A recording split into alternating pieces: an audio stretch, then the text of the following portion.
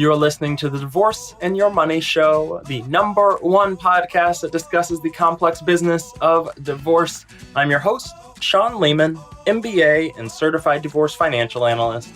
To get access to over 50 hours of information organized into easy topics for you to pick and choose from, visit us at divorceandyourmoney.com/store.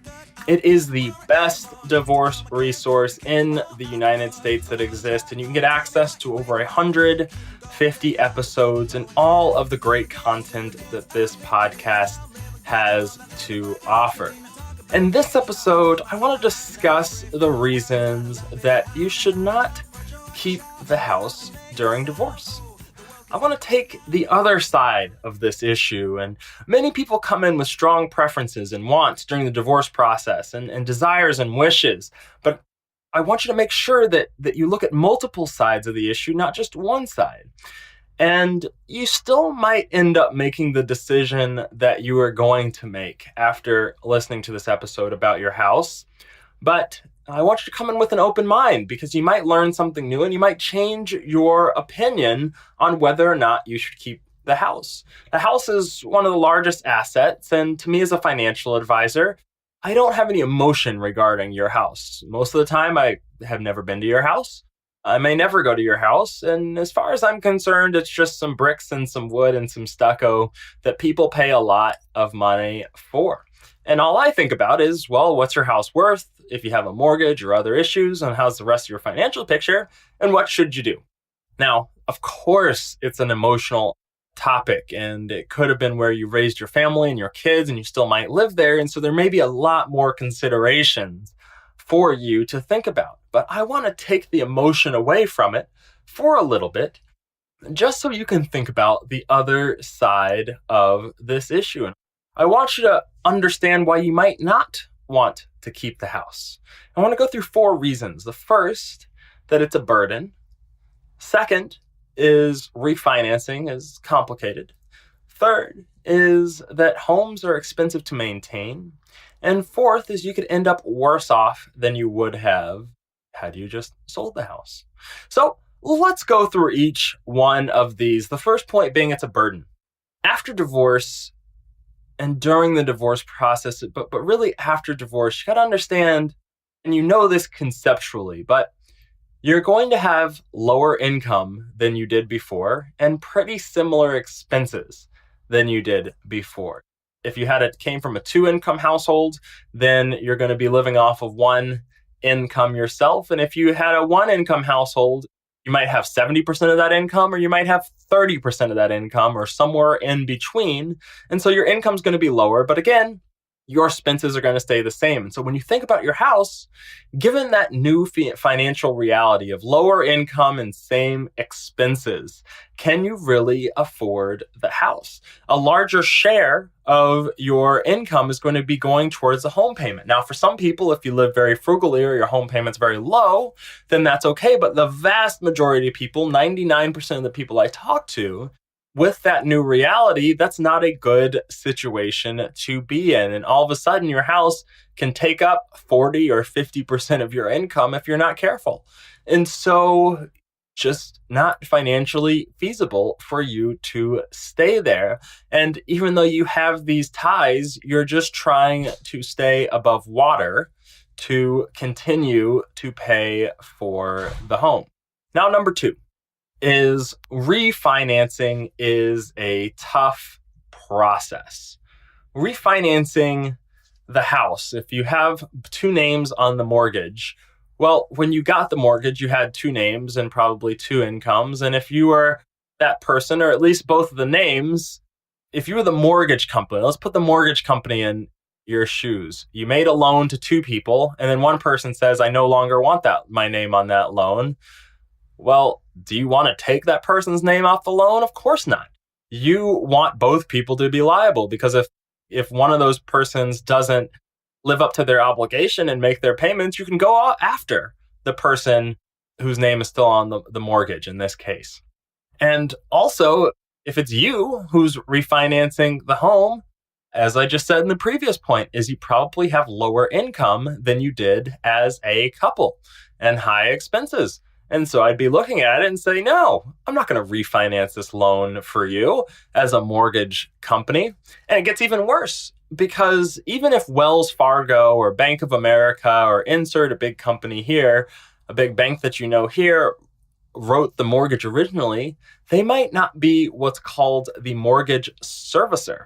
So they may have sold that mortgage to someone else who actually takes care of collecting the payments every month and making sure people are on top of it. So there's a second company, or I should even call it a third company in some cases, or maybe a fourth company. There's actually been lots of lawsuits about this, that owns that mortgage now that you have it. And so you're having to go back through several layers of bureaucracy, not the person that you talked to who evaluated your finances in the first time.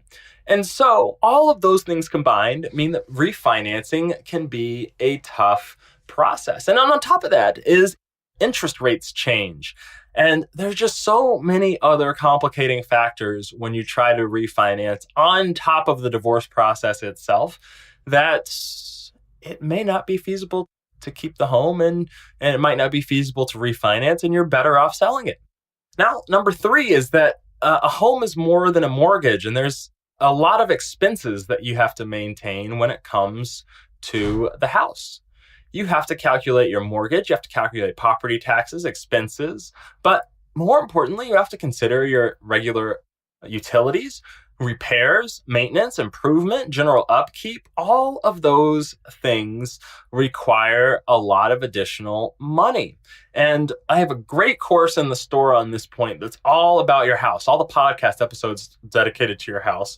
Done some great series. I don't know, there's 8 or 10 episodes in there, somewhere around that, but a lot of information about all the things that go into calculating your home expenses and whether or not it really makes sense for you to keep the house. And then finally, point number 4 is that you could end up being worse off. One of the most important reasons, or one of the most common reasons I hear for people keeping the house, is that they want to keep the house for the kids. They want a stable place for the kids to continue to grow up in, and they don't want to move.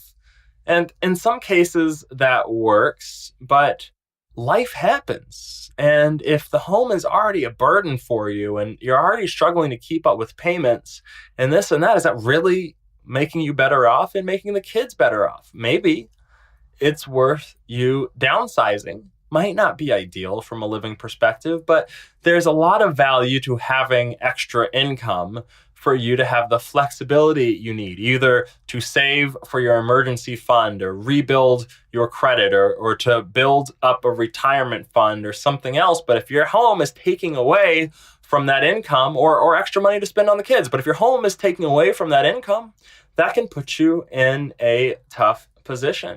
And so sometimes keeping the house can do more harm than good. You don't want to be in a position where, well, what happens if you lose your job and you're out of work for 2 months, or your commissions are lower, or whatever else in the post-divorce world, and all of a sudden the foreclosure process is happening in front of you. You start getting the notices, and then that adds extra pressure to your life, and maybe you become a forced seller in just a couple of years, which is a lot worse than being able to sell when you had the time available to you. So those are the things. Number 1 is that it's a burden. Refinancing is complicated.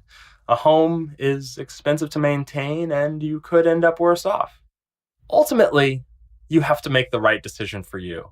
I just want you to consider all sides of an issue when you're going through the divorce process, so you can come up with that informed decision that makes sure that you're in the right place, not just during the divorce process, but for the rest of your life.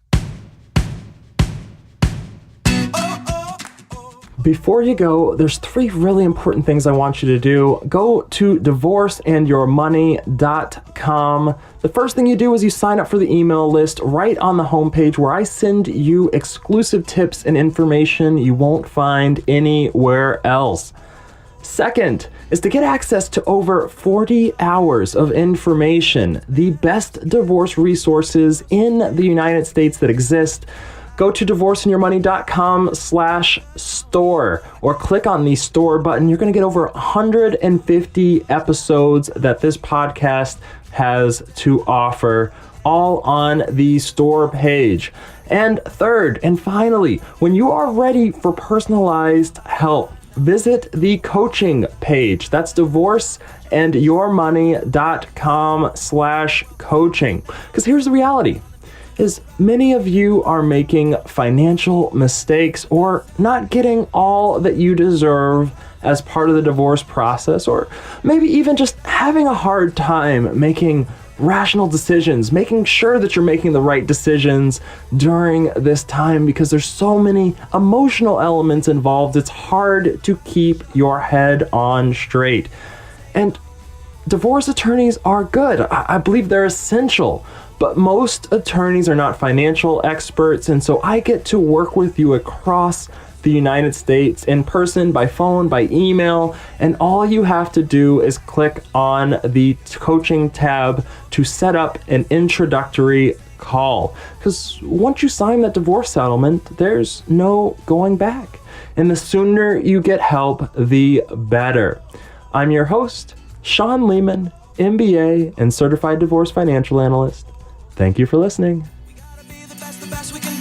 Sometimes we don't want to, still we gotta chase our dreams, reach up and reach high, because we're gonna pull